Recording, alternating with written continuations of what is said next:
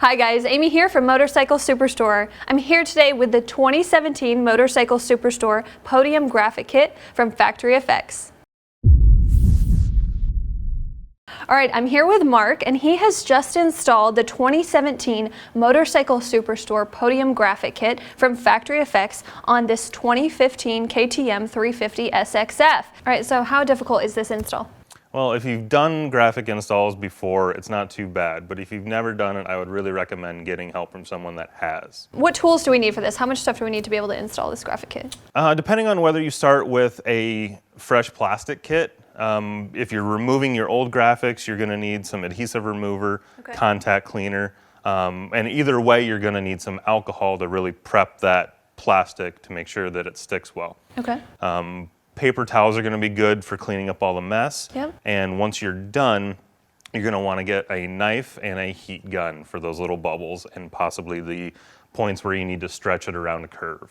Okay, cool. All right, let's take a look at how you did this to make it look as, as slick as it does here so that our viewers can actually see how to be able to do it at home.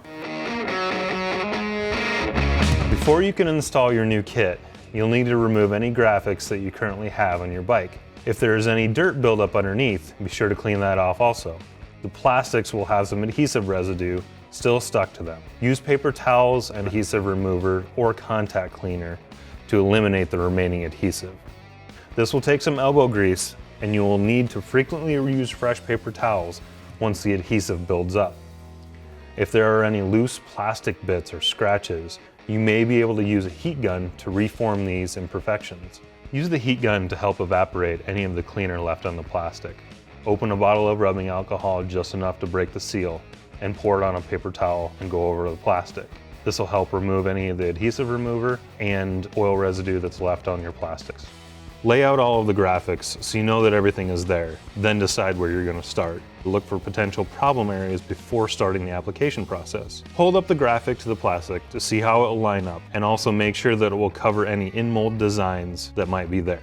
Begin with a small part of the graphic by tearing off the backing material, making sure that the tear that you make is a straight line. Be mindful of the way the rest of the piece is lined up, and don't be scared to pull a small part of the graphic off and retry. It's much better to do this now than later. For any valleys, force the graphic to mold into the shape by starting at the shallowest point and working deeper. Then apply to the surrounding areas. Go over the piece with a heat gun to complete the application process. For many bikes, the radiator shrouds are the biggest challenge.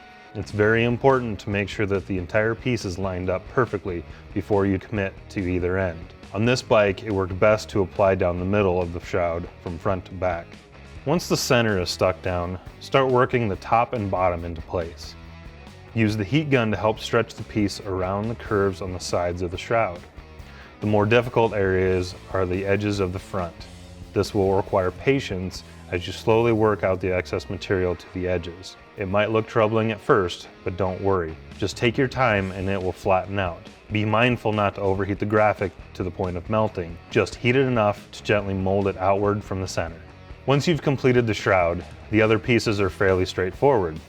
For the front fender tip, it generally works best to line up the center and work it outward from there. This will help you maintain symmetry. If there are any other pieces attached, just be sure to have them in the same location on both sides and apply them by pushing out from the previously applied part. The rear fender is also about symmetry. Line up the tip and apply the center before starting on the sides. Then work from the center into the creases. The edges of this piece will require a similar technique as the edges of the radiator shroud. Slowly eliminate the wrinkle by using the heat gun and pressing outward. This bike has pieces on the rear fender running toward the airbox. This presented another scenario that you might encounter when installing graphics. If your graphics don't align perfectly, you may want to use a blade to trim the edges to match up. Just focus on the design elements being as close as possible rather than worrying about the edge alignment. Commit to the cut with pressure, but not too much as to cut the plastic. Remember, don't go too fast and use caution with blades. Now that we've covered different scenarios, use these techniques to apply the rest of the kit. Always plan out your process before beginning on each piece.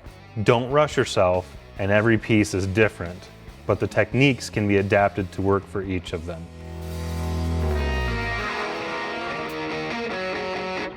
All right, now that we're done with the install, what about the number plate backgrounds? Can those be customized? Yes, they can. You can get a hold of Factory Effects and order your own personalized number plate background with your choice of color, number, and font. Cool, so it's totally customizable for the rider. Very cool. All right, if you want to know more about this graphic kit, you can check it out on our website. We're always going to get super deals super fast at motorcyclesuperstore.com. Make sure you click that link in the corner and subscribe to the YouTube channel. And as always, thanks so much for watching.